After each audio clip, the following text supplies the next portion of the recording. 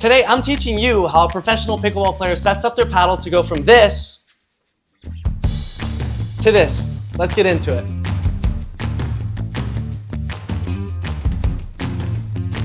So this is my paddle of choice, the Owl CXE. This is the Drew Brees edition, meaning it has a darker black surface rather than the typical gray that comes with this paddle. It's a limited version. If you guys do want to snag it, I play with this paddle at the professional level, then make sure to do it at this QR code right here.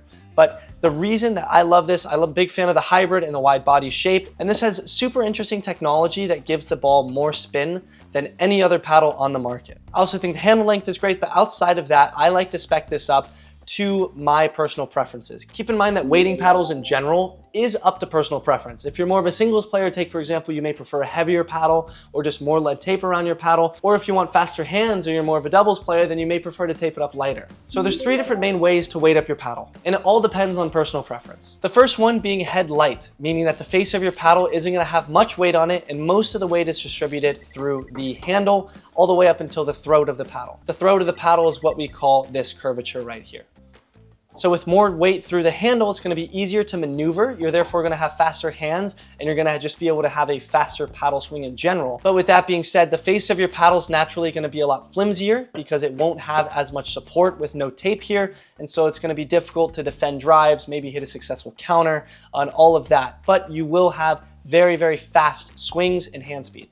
Moving on to the other side, now we have head heavy paddle. And you're typically gonna see head heavy setups with singles players or players with good ground strokes and drives because it gives them more power and it just opens up the sweet spot a lot in order for them to have more consistent and powerful drives. That's why you see a lot of singles players use the 4-corner setup when they put it up on these 4 corners right here, or they just tape it up all the way around with their lead tape. And then third, having a good balance in the middle is just the sweet spot. So we have head light and then we have head heavy, and you throw it in the middle, and that's what's gonna create the sweet spot. Most paddles are gonna be set up this way anyways. You can tell a good test by just putting your finger right here, figure out where the balance point is going to be based on the paddle. And then from there, it's just gonna be all well-rounded. You're gonna be able to have decent hands. You're gonna be able to have a good enough sweet spot. It's gonna really help. It's a great way to just have your paddle set up naturally if you don't wanna use lead tape. So this is my paddle setup, and I'm gonna add 4 items to my paddle in order to set it up the way that I want. The first one being Hesacore.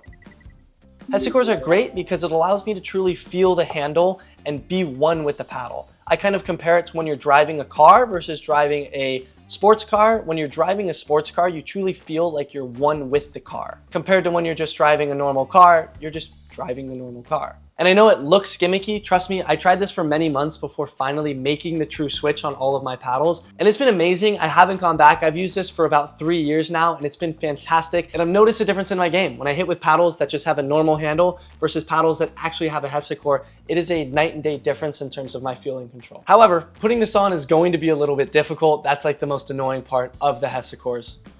So we're just gonna start by peeling the obvious plastic off of the handle. Most of the stock grips, no matter what paddle it is, tend to have like pretty poor stock grips. I'm saying you can use it, but at the pro level, especially when it comes to personal preference, you should have an overgrip of your choice. You should not be using the stock grip on every single one of your paddles, and that applies to any single paddle out there. And that's why I love these Bodhi overgrips right here. But first, I have to put on the Hesacore.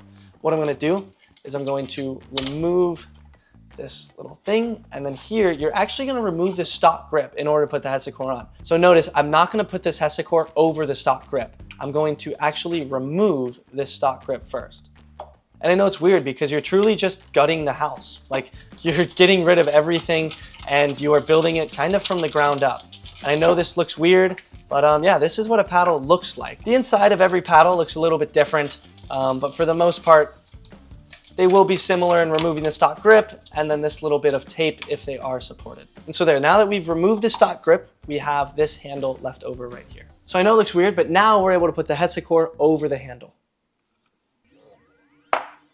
And this is when stuff gets difficult. Hesacore does supply these plastic lines that make it easier to put it on, but I would just rather brute force it and get it done in 2 minutes.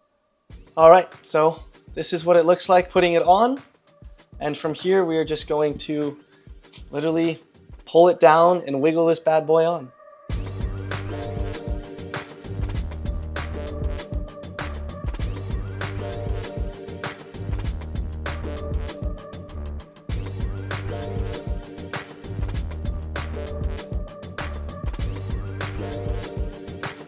So after a solid 2 minutes of just pushing this bad boy on, it's finally going to be set up. And so this is rubber. And so the reason why we need an overgrip is because, of course, when you're out in the heat, this is going to get very sweaty and your paddle is going to slide off. So next up, step 2, the overgrip. Now keep in mind, overgrips are completely personal preference. You can choose dry, you can choose tacky, you can choose whichever one you want, but I tend to prefer a little bit more of a comfortable and soft feel, and I'll just replace my grip more frequently. So that's why Bodhi Pickleball is my go-to. I've been using these guys for years as well. If you guys want to check them out for yourself, they have every color. They also are what I use for my edge guard tape. Make sure to check them out. They're going to be right here. And so putting on an overgrip is going to be a lot easier than putting on a Hesacore. This is how I tend to do it. There's many different ways. But what I do is I just pre-do the tape. I fully pull the grip out. And so this is what an overgrip looks like. This is obviously super long. You're going to be wrapping it around your paddle. I also tend to wrap it pretty thin, meaning that there's going to be less overlap for every single wrap.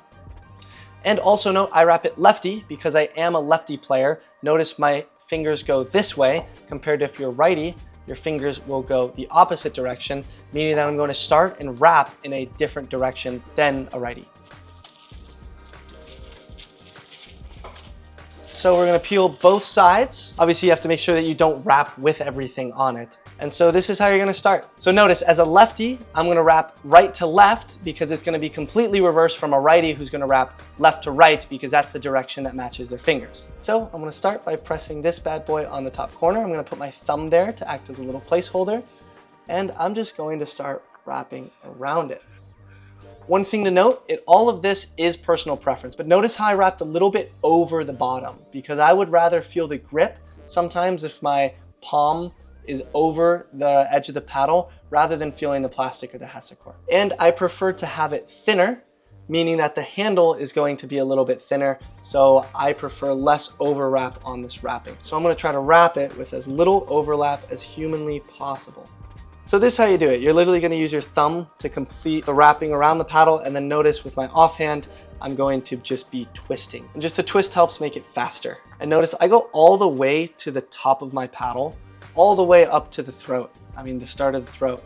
And so then what I do, here's a little trick, is once you get to the end, you're going to pinch and turn over. And so what this does is it makes it look pretty flush together at the top rather than just a full overlap. And then I'm going to pinch at the edge right here and just completely pull it off like that. Boom. So I have this leftover grip now because I wrapped it pretty thin. And so that's why you need to rip it off at the end. And so now you're going to get the tape. This is why we pre-do it because of course our hands are a little bit busy right now. And same thing, we're going to push, make sure that there's no bubbles at the top. I don't like having all the little creases and stuff like that. So then we're going to push right here. Use your thumb to push over it. Fully, make sure there's no creases. I like to do it just absolutely perfect. I'm a little OCD when it comes to that. Our thumb is just gonna be keep here. And once we're at the end, make sure that it's flush at the top. And then boom, now we have our Hesacore with our Bodhi overgrip on top. So now let's get to the taping. So overall, this is my personal setup. I love the Hesacore. The Bodhi on top is very, very soft and comfortable. And so this is just the first half. Now let's get to the taping. So I mentioned the lead taping, and this is exactly what we are doing. We have the Bodhi Pickleball weighted tape. And notice this is 0.5 grams per inch. There are two different types that Bodhi sells. They have 0.5 grams per inch and then truly 1 gram per inch. I prefer to go a little bit lighter because my typical paddle setup is going to be balanced. If anything, it's going to be head light, meaning that all the weight is going to be down here towards the bottom half of the paddle. And this lead tape isn't super heavy compared to the gram per inch. So it still allows me to have very fast hands.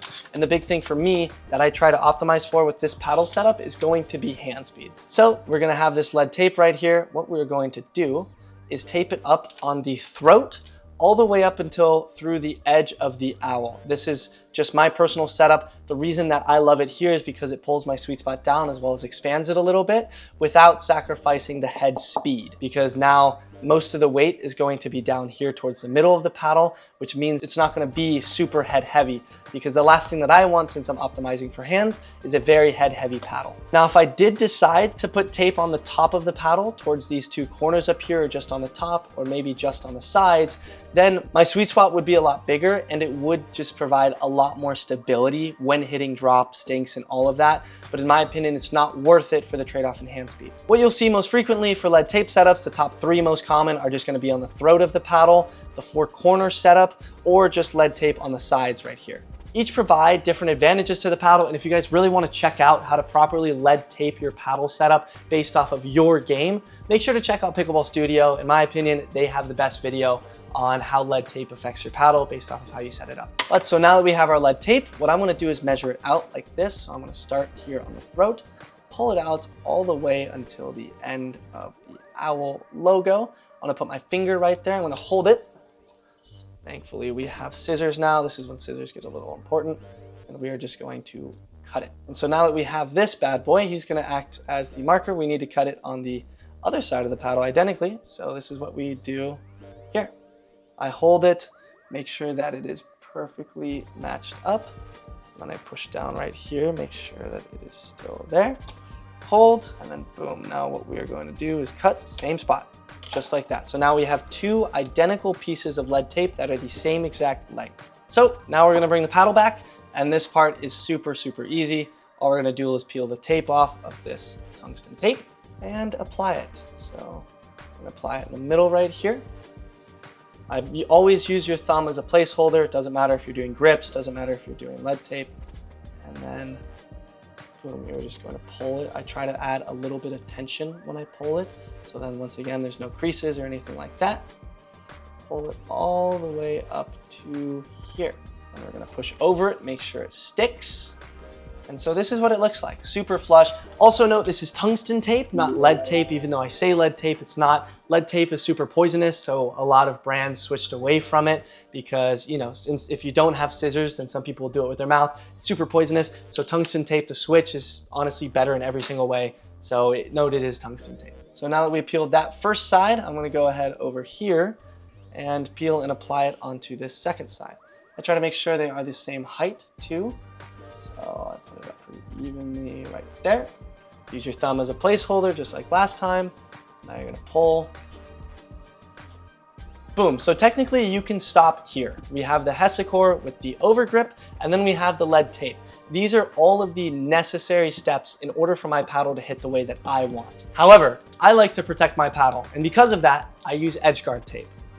Not only does edge guard tape help prevent the scuffs when you hit it on the floor and all the scratches, but it also acts as a cosmetic enhancement. And so this pink matches this pink. I really love it. You can throw some pictures real quick. The paddle looks amazing when I play with it. Plus, if you look good, you play good. So just like clothing, when you play with a paddle that's spec'd up how you want, looks as pretty as you want it to be, then you're just naturally gonna feel more confident and play better. So I have this 3-pack of premium edge tape from Bodhi Pickleball. And if you guys do wanna try out the edge guard tape, I've used it with every paddle that I've played with. And if you guys do wanna try it out to really help your paddle be a little bit more durable, then make sure to check it out right here. So this is what the edge guard tape looks like. And so what we're going to do is we're just going to wrap it around this paddle. And the edge guard tape is long enough to fit any paddle. That's why we have scissors on standby. Because of this hybrid shape, there is going to be some leftover. So this is what we're gonna do. We're going to start right here at the top, push with your thumb. Your thumb is what's gonna prevent all of the creases. And notice how I'm pulling for this tension right here. You can see how much I'm pulling.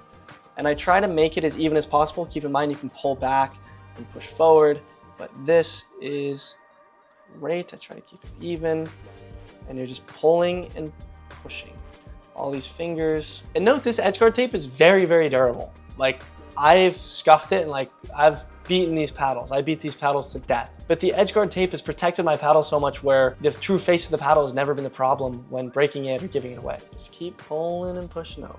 Pulling and pushing over. So I'll pull the rest of it off right here. And boom, just like that. See how we have this extra? That's when the scissors come in handy, so then we can just cut it exactly where we want it. These things are still like even sometimes too durable for scissors. It's crazy. So boom. So boom, now that we have that cut, just like the overgrip, we have this excess, which we're just gonna put in the trash pile and finish off by pushing over right here. And what I'm gonna do is try to pull over the edges like this, kind of push down to make sure that the edge guard tape is fully over the paddle. It's not just on the top. So I'll pull over and then boom, now you have this paddle fully set up and spec'd out the way that I want. So I have my lead tape all the way through the throat, a little bit higher up towards the edge of the owl logo. I have the edge guard tape over it in order to protect the paddle as well as add a cosmetic enhancement. And then I have the Hesacore paired with the Bodhi overgrip because I want more control with my paddle and more feel, as well as that softer, more comfortable feel when grabbing the handle. So these are the 4 specs that I include on my paddle that I absolutely love. We have the Hesacore right here, the Bodhi right here, the weighted tape under our edge guard tape around the corners. And if you guys are looking to snag any of these, I'm gonna put all of the links in my description so you guys can try them out for yourselves. Note, it took me years in order to figure out the paddle specification that I wanted and the paddle setup that worked best for my game. If you're more of a heavy hitter, I can guarantee that this paddle setup may not be the most optimized for you. Also note, try to have a pair of scissors on standby when you're setting up your paddle, because using your teeth to cut things does get a little bit annoying, especially when it's so durable, like the tungsten or even the edge guard tape does get tough. And so overall, this is the paddle setup that I use. This does take me around like 10 minutes every paddle in order to set up fully. So I'll just put on a YouTube video, watch a podcast, and then set up the paddle in the background. So this is what it looks like from start to finish. This thing is really pretty, and some of you who may know me for long enough, I actually do love the pink accents because they look good, but most importantly, I rock the pink in order to support breast cancer. So that's why I rock the pink. I do switch it up every once in a while, but pink is definitely my main color. And just even right now, just holding it, it feels comfortable. It feels quick because I have that lead tape down on the throat. I prefer to have it a little headlight. And so this paddle setup has been what's provided me so much success on tour. This is what works for me. I will continue to say that until I die, but I honestly still recommend that you guys try it out. It could be what works for you. Also note, when you set up your paddle, there's going to be a bunch of trash. A lot of trash. So thank you guys for watching how a professional pickleball player sets up their paddle from start to finish. If you guys want more content like this or more instruction or entertainment, make sure to subscribe down below. I try to post as often as possible, and I'll see you guys next week.